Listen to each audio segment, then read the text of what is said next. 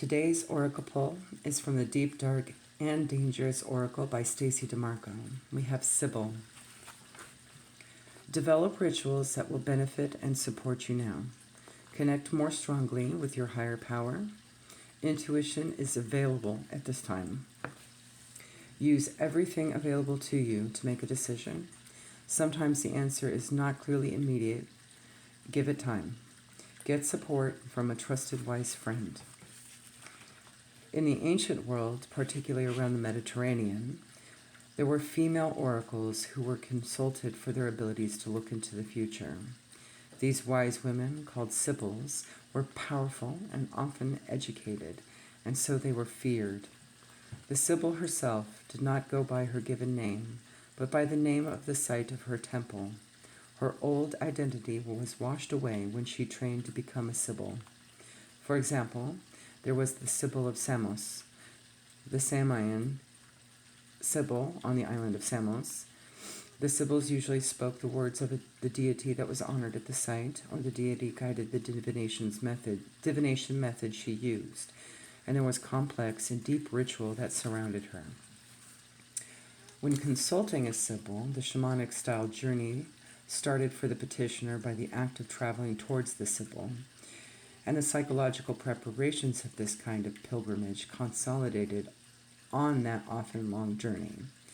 There were a number of well-known Sibyls across the Greek and Roman empires, and historically there is the idea of a network of 10 shrines with 10 Sibyls.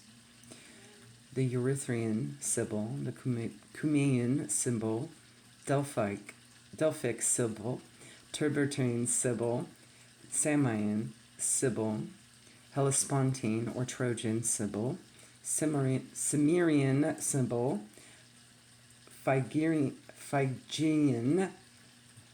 Sibyl, Libyan Sibyl, and Persian Sibyl. The most famous Sibyl was that of Delphi. The term Sibyl would have predated the eventual specific label of the priestess there, eventually referred to as the Pythia. The temple complex dedicated to the god Apollo and also his twin Artemis was the most powerful in the ancient world. Alexander the Great, King Croesus, Pythagoras, Socrates, and Lysander consulted the Sibyls there. Set high in mountains with a valley leading to the sea, this place was not just atmospherically special, but was geothermally active. It was a place of earthquakes and deep springs and cracks that leaked gases. The Pythias sat on a 3-legged stool within a cave that released vapors deep from within the earth. We now know that the natural gas was most likely a kind of methane. This changed the mental state of the priestess, enabling her to go into trance so she could receive the words of Apollo directly. Her messages were not always clear, and there were other sacred staff there to assist people with interpretations. Some messages, though, were crystal clear. For example, when the Roman Emperor Nero visited the oracle, he was told by the Sibyl, "Your presence here outrages the God you seek. Go home." We know before the visit, Nero had murdered many people, including his own mother.